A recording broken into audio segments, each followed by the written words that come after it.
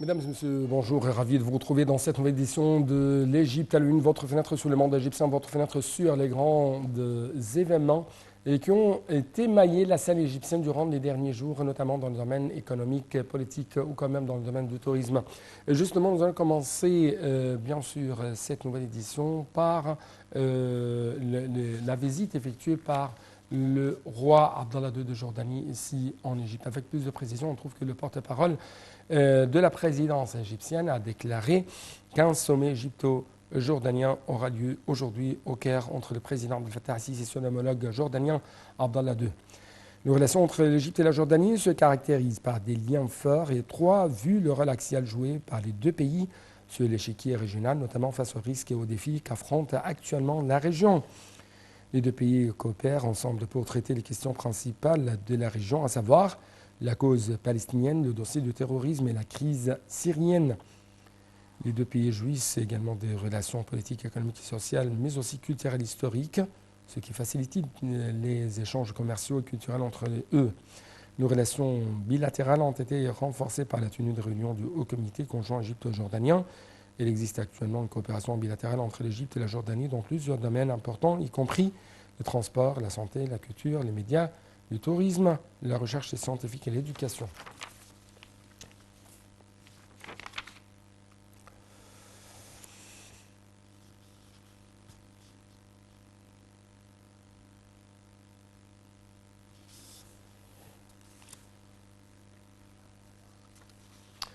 D'autre part, le président Abdel Fattah al-Sisi a examiné lundi certains dossiers du gouvernement, notamment des efforts visant à éliminer les empiètements et les travaux de dragage dans tous les lacs égyptiens, ainsi que les programmes et projets de développement en cours afin de profiter de leurs ressources. Les explications tout de suite.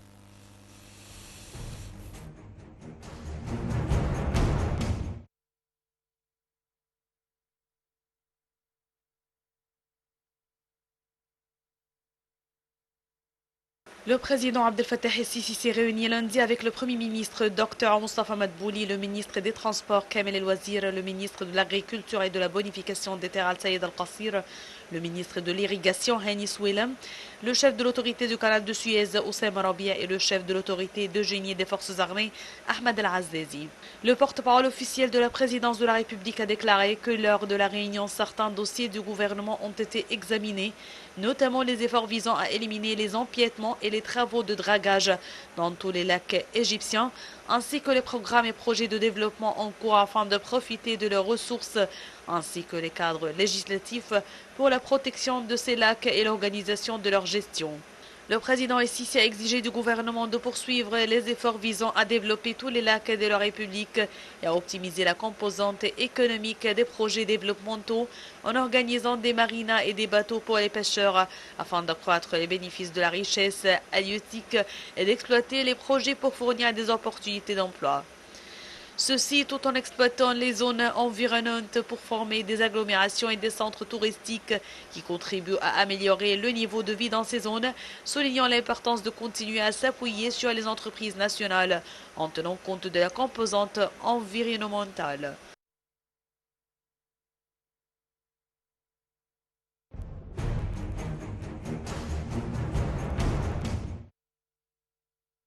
Le président Abdel Fattah al-Sisi a examiné les indicateurs de performance financière du budget général. Ceci est intervenu lors de la réunion du président avec le chef du gouvernement, Dr Moustapha Madbouli, et le ministre des Finances, Dr Mohamed Maït. Dans ce contexte, le ministre des Finances a passé en revue les efforts en cours pour atteindre les objectifs budgétaires, notamment en continuant à maintenir la stabilité financière à la lumière de la crise mondiale actuelle. Le porte-parole a expliqué qu'à cet égard, le chef de l'État avait ordonné de continuer à développer les performances et à accroître l'efficacité de la mise en œuvre des projets de manière à améliorer les indicateurs budgétaires généraux et à réduire les déficits budgétaires globaux, tout en intensifiant le travail sur divers projets de développement de services qui ont un retour direct aux citoyens, ainsi que la poursuite du soutien au programme de protection sociale.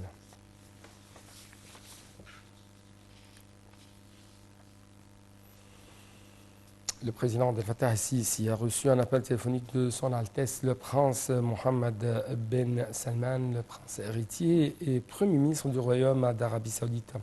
Le porte-parole officiel de la présidence de la République, le conseiller Ahmed Fahmy, a déclaré que le prince héritier saoudien avait félicité le président Sisi pour sa réélection pour un nouveau mandat présidentiel, soulignant la volonté de l'Arabie saoudite de poursuivre la coordination et la consultation, mais aussi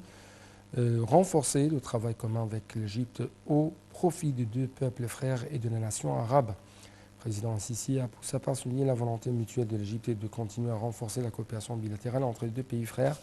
à différents niveaux, en plus de la coordination continue sur les questions d'action arabe commune.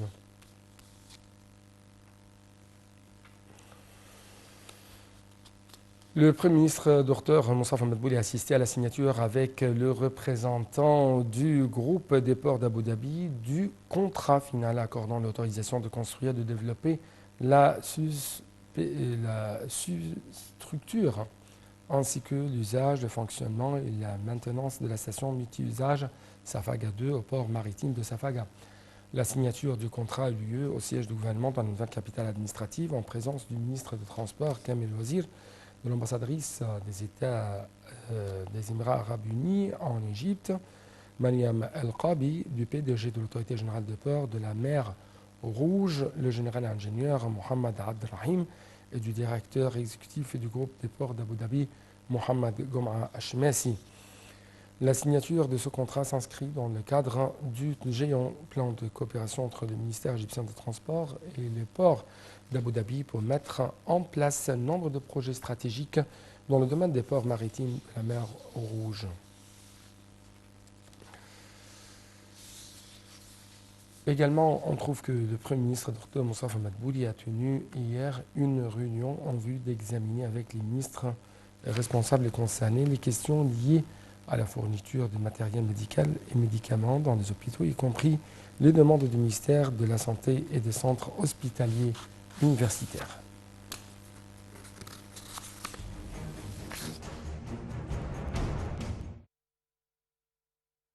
L'Égypte tente de devenir un hub régional et mondial pour l'industrie pharmaceutique en vue d'investir, exporter et soutenir l'économie du pays. C'est ce qu'a affirmé le Premier ministre Moustapha Madbouli. Le chef du gouvernement a tenu ce mardi une réunion en vue d'examiner avec les ministres et responsables concernés les questions liées à la fourniture de matériel médical et médicaments dans les hôpitaux, y compris les demandes du ministère de la Santé et des centres hospitaliers universitaires, CHU. Selon le porte-parole du Conseil des ministres, la réunion a porté sur les détails des stocks actuels de divers matériels auprès du ministère de la Santé et ses demandes effectives d'ici juin 2024. Sur le volet des CHU, les participants à la réunion ont examiné les demandes de matériel médical et médicaments, ainsi que les sommes financières acquises à cet égard. Le Premier ministre a également fait le point sur la position financière avec l'autorité égyptienne d'achat unifié.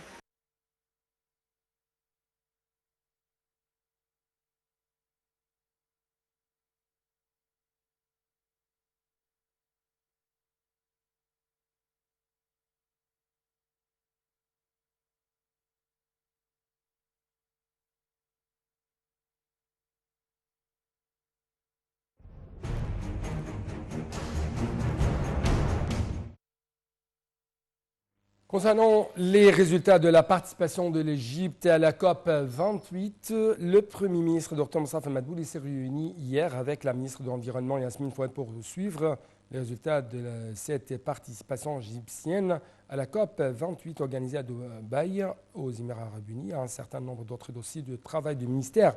Au cours de la réunion, la ministre a passé en revue les résultats de la participation de l'Égypte à la COP 28, notamment l'adoption d'une décision visant l'activation du nouveau fonds de pertes et de dommages qui a été créé lors de la COP27 à Sharm el-Sheikh en 2022.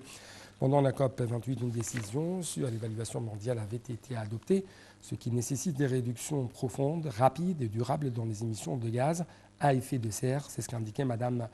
Yasmine Fouad. La décision nécessite également une augmentation de la capacité des énergies renouvelables à 3 reprises, de doubler la moyenne annuelle pour améliorer l'efficacité énergétique d'ici 2030, en plus d'approuver les étapes qui poussent à accroître le financement concernant l'atténuation et l'adaptation, a-t-elle ajouté.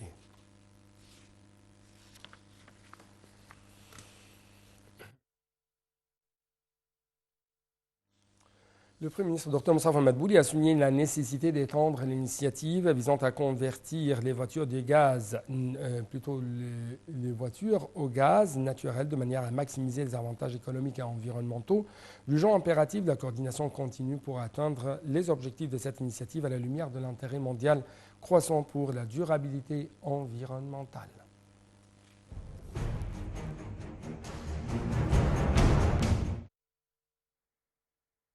S'exprimant lors de sa rencontre hier avec le ministre du Pétrole Tariq El-Molla pour examiner l'initiative et les plans d'action pour la prochaine période, le chef du gouvernement a affiché le plan soutien aux efforts visant à étendre l'initiative de conversion des voitures au gaz naturel, notant que le gouvernement œuvrera pour surmonter tout obstacle ou défi entravant ce projet. Il a souligné la nécessité d'étendre l'initiative visant à convertir les voitures au gaz naturel de manière à maximiser les avantages économiques et environnementaux, jugeant impérative la coordination continue pour atteindre les objectifs de cette initiative à la lumière de l'intérêt mondial croissant pour la durabilité environnementale. De son côté, le ministre du Pétrole a passé en revue l'initiative et les taux de conversion des voitures au gaz, à la lumière des facilités offertes à cet égard, faisant état de la hausse des ventes du gaz pour voiture. Les récentes facilités qui ont permis de prolonger la période de versement ont été une stimulation importante pour les citoyens, surtout à la lumière de la propagation des stations dans tous les gouvernorats de la République. C'est ce qu'a dit M. El-Molla, faisant état de plans d'intensification des conversions des voitures au gaz naturel. Le ministre a abordé les avantages économiques et environnementaux de l'initiative visant à convertir la voiture pour qu'elle fonctionne au gaz naturel comprimé, dont la réduction des émissions, et a également passé en revue les efforts et les plans du ministère et les mécanismes de mise en œuvre de la stratégie nationale de l'hydrogène vert.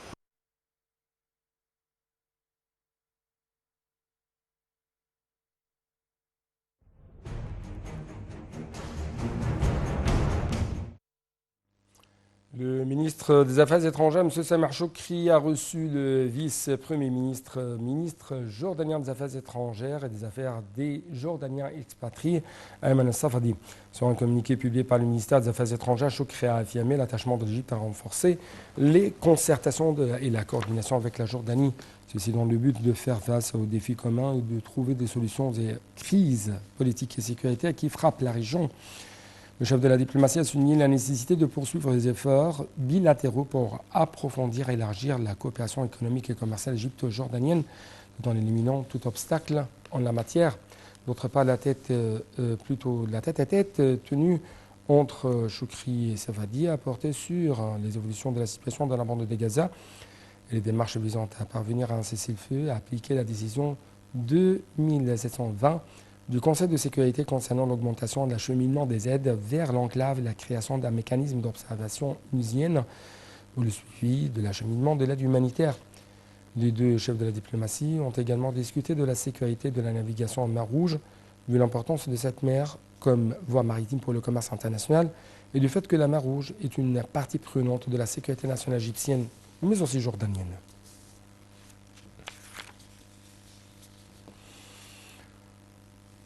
Le ministre des Affaires étrangères, Samar Choukri, a souligné dimanche que la situation humanitaire catastrophique dans la bande de Gaza exigeait que les parties internationales qualifient les violations israéliennes des dispositions du droit international humanitaire par leur nom correct et loin des termes faux qui appellent au droit de légitime défense. Choukri a tenu ce propos concernant, encore une fois, le fait qu'il est exigé que les parties internationales qualifient les violations israéliennes des dispositions du droit international humanitaire par leur nom correct et loin des termes faux qui appellent au droit de légitime défense. M. Choukri a annoncé de telles déclarations au cours d'une rencontre avec le ministre portugais des Affaires étrangères.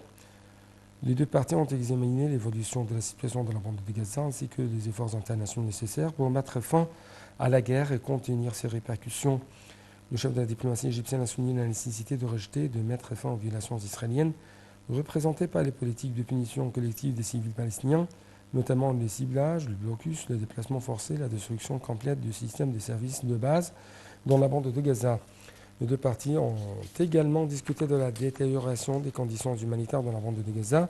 confirmant la nécessité de mettre en œuvre pleinement et immédiatement les dispositions de la résolution du Conseil de sécurité qui comprend la création d'un mécanisme sous les auspices de l'ONU pour accélérer et suivre le processus d'acheminement de l'aide humanitaire à Gaza d'une manière adéquate et qui réponde aux besoins urgents du peuple palestinien.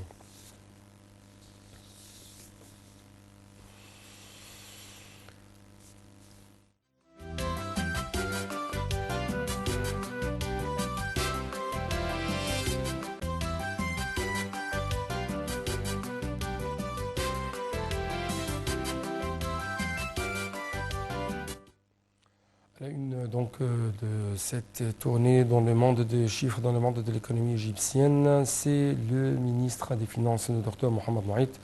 qui a déclaré que l'économie égyptienne avait fait preuve de résilience face aux crises mondiales et de leurs dures répercussions au cours des dernières années, depuis la pandémie de coronavirus jusqu'aux tensions géopolitiques, et avait réussi à relever les défis externes et internes,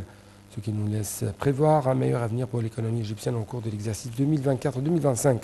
en particulier à la lumière des infrastructures avancées et de la poursuite de réformes structurelles solides qui stimulent la stabilité économique, en ouvrant également des horizons plus larges au secteur privé en tant que locomotive de la reprise économique en 2024.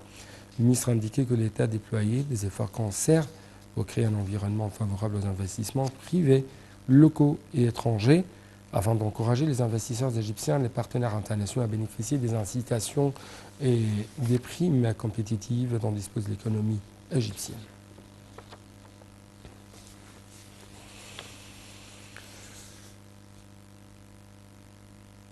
Les banques d'investissement prévoient pour l'année prochaine un recul du taux d'inflation et la hausse des intérêts bancaires. Le taux d'inflation va connaître un certain recul au cours de l'année prochaine. C'est ce qu'ont révélé les analystes au sein des banques d'investissement. Le directeur du département de recherche au sein de la banque d'investissement, Cairo Financial Holding, prévoit une baisse du taux d'inflation dès le deuxième trimestre 2024 pour atteindre 25% à la fin de 2024. Le taux d'inflation a connu une grande augmentation pendant les 10 premiers mois de cette année avant de baisser au cours du mois dernier, selon le rapport de la Banque centrale d'Égypte. Le taux d'inflation qui n'inclut pas les biens volatiles tels que les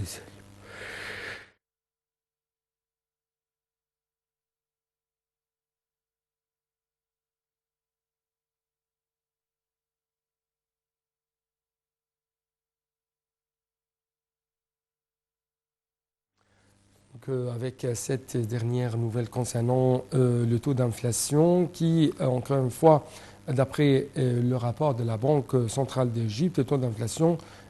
Core Price Index CPI, qui n'inclut pas les biens volatiles tels que les aliments, a augmenté de 25,8% en janvier à 38,1% en octobre. Donc avec ces dernières nouvelles, encore une fois, nous devons clôturer cette édition. Merci beaucoup et à la prochaine.